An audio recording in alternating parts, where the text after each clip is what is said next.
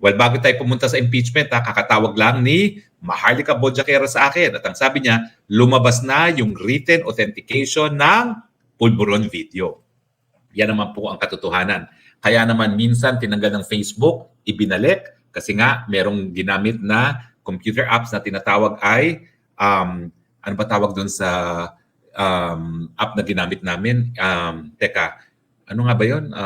Basta something where, no? At napalabas naman doon na walang deepfake. Pero ngayon, abay dinala ni Maharlika Bojaquera sa isang expert witness, sa isang video audio expert witness, no, diyan sa Los Angeles, kung saan naroon ng Hollywood. Kaya maraming ganyang mga eksperto.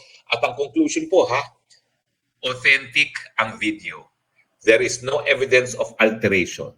So kung sinong nakita nyo nakamukha ni PBBM doon, hindi po yan dinip AI, hindi po yan inalter gaya ng sinasabi ng mga nauna nang nag-examine kuno. Pero so kung ako naman ang tatanungin nyo, yung eksperto sa Los Angeles na film capital of the world at saka yung mga nagdudunong-dunungan dito sa Pilipinas, mas mapapaniwalaan ko naman yung audio and video experts ng world's film capital kaysa yung mga naririto na responsable sa gobyerno na, siyempre, under pa rin sa office ng president. So ang tanong, ngayong authenticated na yan, anong gagawin ng mga Pilipino? So, dahil na-authenticate na yan, yung kamukha ni Bongbong Marcos sumisinghot ng powdery white substance. Bakit? Meron pa bang duda? Kahit kanino na Pilipino na talagang sumisinghot ng powdery white substance ang ating nakaupong presidente. Kung meron man, mawawala na po ngayon at tinatanong lang ni Maharlika Bojaquera kung po pwede niyang i-publish in full, ibigay sa media yung report ng authentication. So ayan po ginamitan na ng siyensya, wala pong alteration ang pulburonic video. Pero habang na-authenticate ang pulburonic video, pag-usapan naman natin ang aking nakalap na balita sa aking mga kaklase noong 17th Congress na ngayon po ay mga siga sa Kongreso dahil sila ay third termers na mukhang itong linggong ito ihahain nila ang impeachment laban kay VP Sara. Wala naman akong kaduda-duda na gagawin nila ito. Dahil ang talagang intensyon nila mawala yung banta sa kandidatura ng Tambaluslos. Siyempre, ang madaling paraan i-impeach at tanggalin sa pwesto si Inday Sara Duterte. Nung minsan, tumutol siyempre ang presidente, sumunod ng Kamara. Pero ngayong naghiwalay na sila ng landas, siyempre, di na natin inaasahang tututol ang presidente. Baka sabihin pa ng presidente, bilisan ninyo ang impeachment. Pero natatakot ba ako para kay Inday Sara? Hindi. Kasi alam ko na kapag in-impeach nila, ang pinakamataas, ang trust at approval rating sa buong gabinete ni Marcos government, babalik sa mga kongresista ang sisi ng magagalit na taong bayan. Mantakin nyo kung sino pa yung pinaka-productive at hinangaan na miyembro ng gabinete, yung pa ngayon ang tatanggapin. Ang dami-dami dyan ng mga non-performing, yun pa ang hindi matatanggal. At siyempre, magagalit ang taong bayan dyan dahil lumalabas na talagang gahaman sa kapangyarihan ang administrasyon ni Marcos Jr. Mukhang totoo talaga yung ating mga sinasabi na talagang ayaw nang umalis sa pwesto ng Marcos Jr. Hindi lang siya 6 na taon na uupo dyan hanggang maging presidente ang kanyang anak na si Sandro, all 18 years again, part 2, even longer than 18 years. Dahil nung una sila ay mahigit kumulang 20 years na umupo.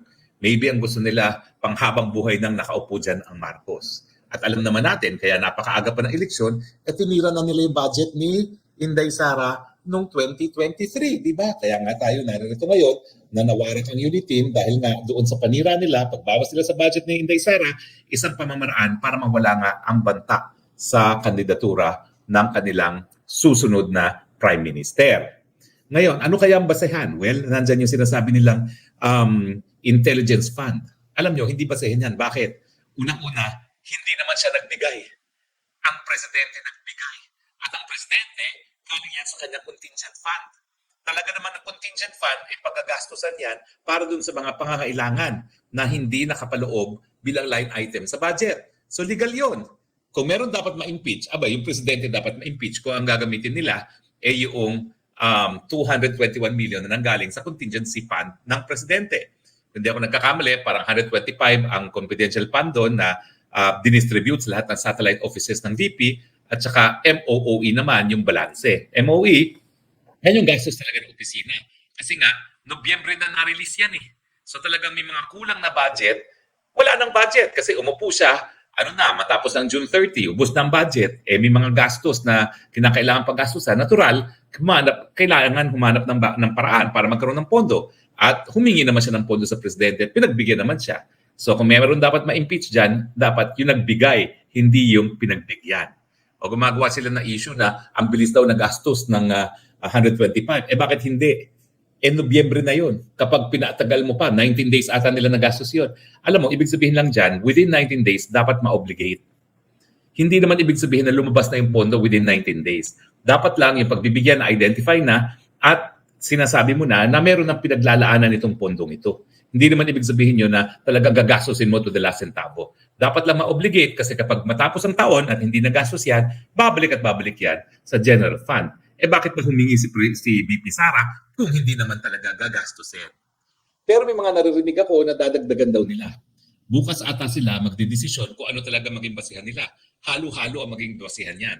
Sa tingin ko, napakahina nung sinasabi nilang pondo na inirelease ng presidente kasi nga ang mananagot dyan presidente hindi si VP Sara. Tapos pangalawa, yung issue na yan nakabinpin pa sa Korte Suprema. So legal issue yan. So kinakailangan antayin ng Kamara kung tama ba o hindi para mag-classify yan sa isang graft or corruption. Kasi yun yung basihan. Treason, graft and corruption, betrayal of public trust, yan yung mga dahilan. No? So dahil nasa Korte Suprema pa, dapat respetuhin naman yung jurisdiction ng Korte Suprema na magresolba ng mga legal na issues bago maging ground for impeachment. Pero ang sabi ng aking bubwit, dadagdagan daw nila. Meron daw pera na ghost delivery ng textbooks. Well, tignan natin kung anong ebidensya. Kasi kung may ganyan naman talaga, meron dapat na COA report yan. Pero duda ako dyan dahil napaka-particular talaga ni VP Sara. If at all, ang mapupula mo sa kanya, sa ingat niya, medyo mabagal ang implementasyon ng project. Now, magkakaroon ba ng issue sa computers? Well, sa tingin ko, wala. Kasi ang huling skandalo naman involving Appropriations Chairman Zaldico na wala namang kasong naisampa dun sa overpriced na mga computers. Pero ang alam ko, dahil na dumating si Inday Sara sa DepEd na nandiyan na yung skandalo na yan, talaga nag-ingat siya. Kumuha talaga siya ng mga eksperto at hindi lang po yan. Renequire niya na ang DICT Secretary, si Ivan Uy, ay aprubahan ang technical specifications nang hindi na maulit yung skandalosong laptop procurement. Kasi naging skandaloso yun kasi naging overpriced dahil inayos nila yung specifications na ang ginamit nila mababang uring software tapos pinresyohan nila ng mahal. Bagamat yung makina mismo mahal, yung software niya, yung operating system na tinatawag ay mura.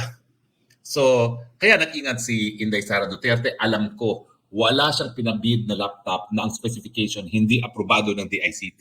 So, may depensa siya dyan. Yung iskandalo ng laptop na involving Zaldico hindi mauulit dahil ginamit talaga niya at kinuha niya ang opinion ng DICT. May naririnig din ako na may mga allowances daw na hindi naibigay, pero kung hindi naibigay, bakit impeachable yun? Kasi kung graft and corruption nga yan, bribery, dapat merong perang lumabas na binulsa. Pero kung allowance naman na hindi nabigay, anong kasalanan doon? Wala. Ang suma total, wala namang saysay talaga yung impeachment na yan. Walang basihan. May numero ba sila? Meron. Pero pati yung aking mga kaklase ng 17th Congress na siga na ngayon dahil sila third termers, alam naman nila na sa politika, walang forever. At dahil nandyan nga yung pulboronic video at nandyan yung authentication, sino magsasabi na kampante ang mga membro ng Kamara na magtatagal ang Presidente Marcos Jr.? Hindi natin alam kung ano mangyayari. Hindi natin alam.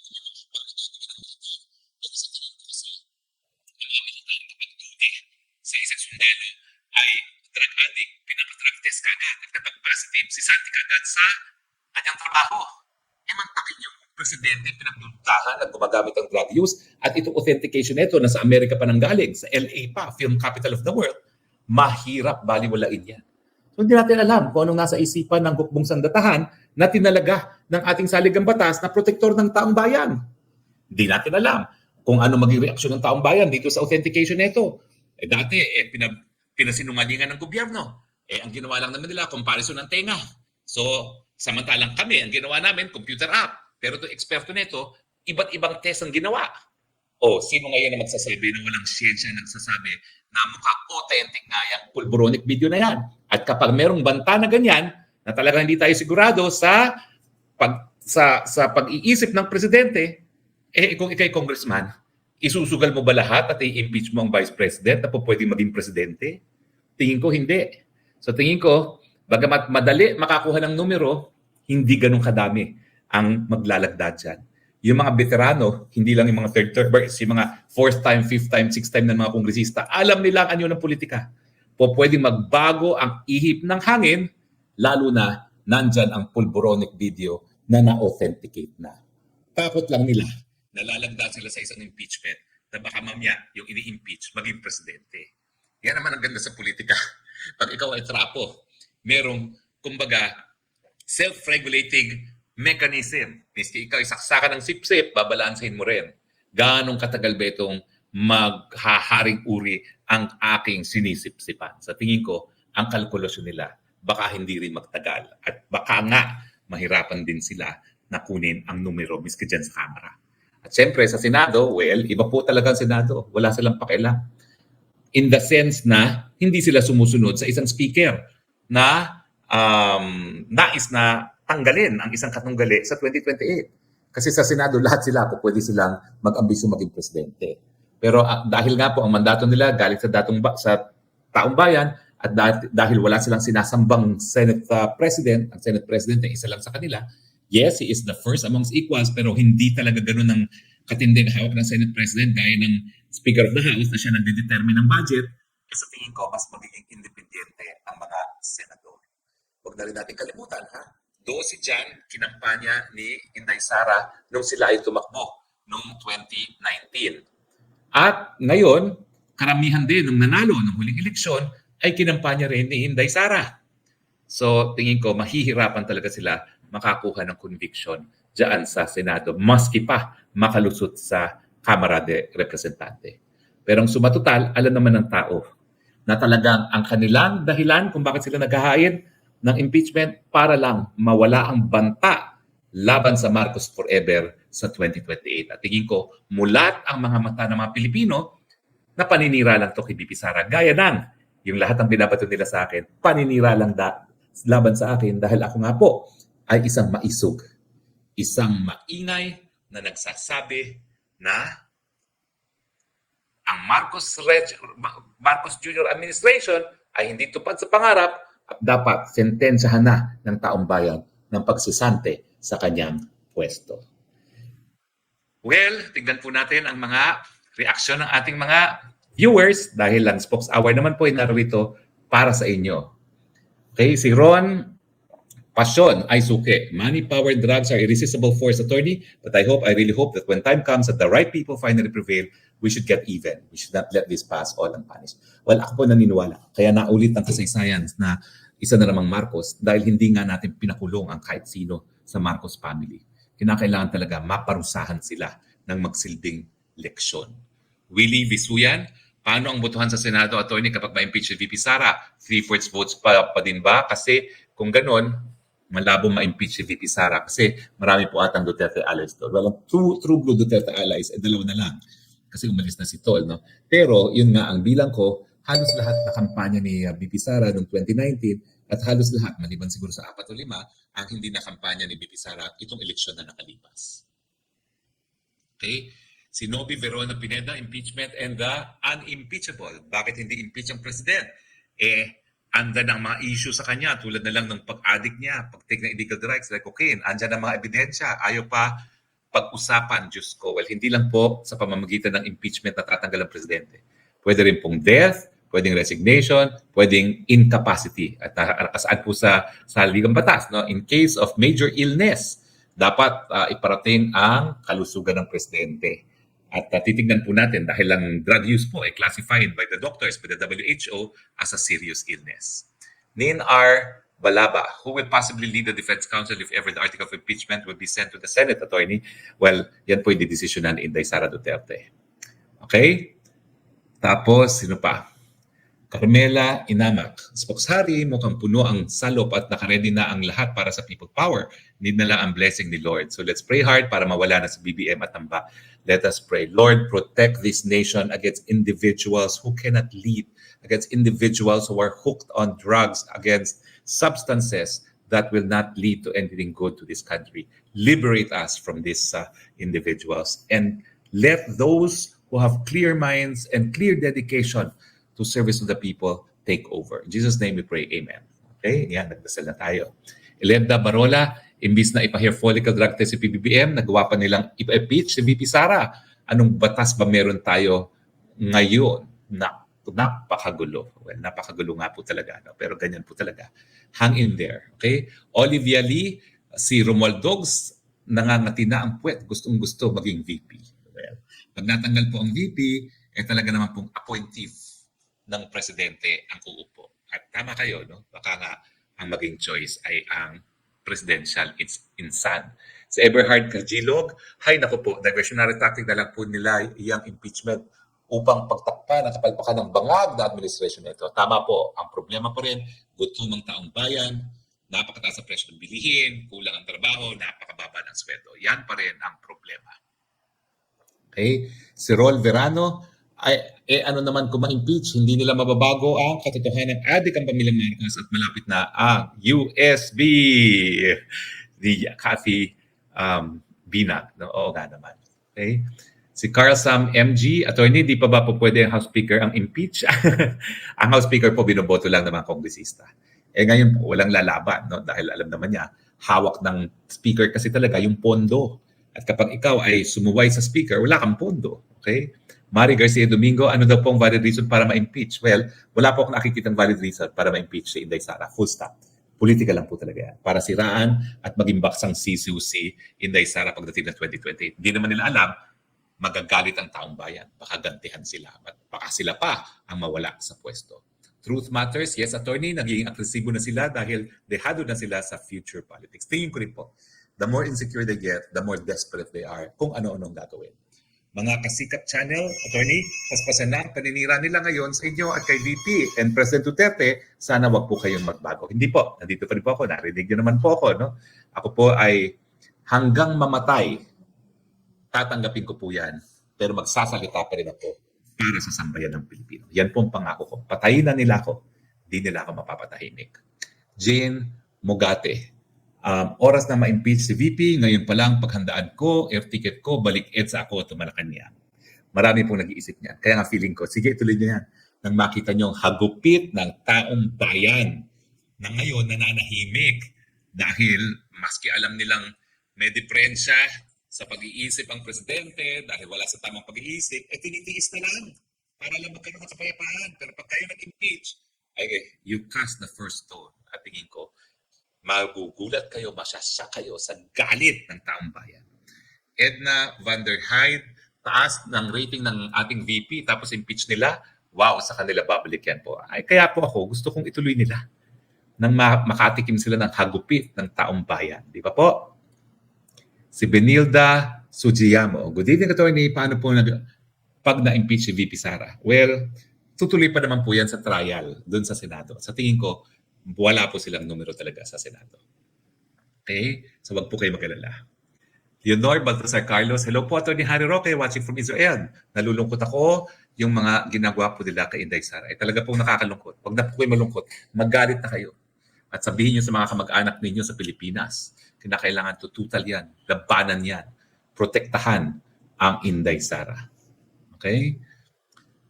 Michelle De Castro, kami mga OFW, mahal namin kayo, Atty. Roque, God bless you. Salamat po. Kaya naman po kahit anong bato nila sa akin ng putik, nakataas na pa rin po ako dahil alam ko yung mga kapwa kong anak OFW at mga OFW na dyan sa ating likod. Miles Baltazar, good evening po, Atty. Roque. We love you and ingat always po. Ako, nakakataba po ng puso. Sa mga panahon na yung mga bayarang trolls ay kung ano mga sinasabi. Pag may nagsabing, I love you, Atty. Roque, talaga nakakagunaw ng puso. Maraming salamat po. Napakatindi po ng pinagdadaanan natin ngayon. Pero kung tayo magpapatinag, magwawagi po ang puwersa ng kadiliman. Kaya patuloy po tayong naninindigan, patuloy tayong nakikibaka. Dahil alam ko po, sa hirap ng buhay ngayon, narariyan kayong madlang bayan, sumusuporta para matapos na ang pamumuno ng mga puwersa ng kadiliman.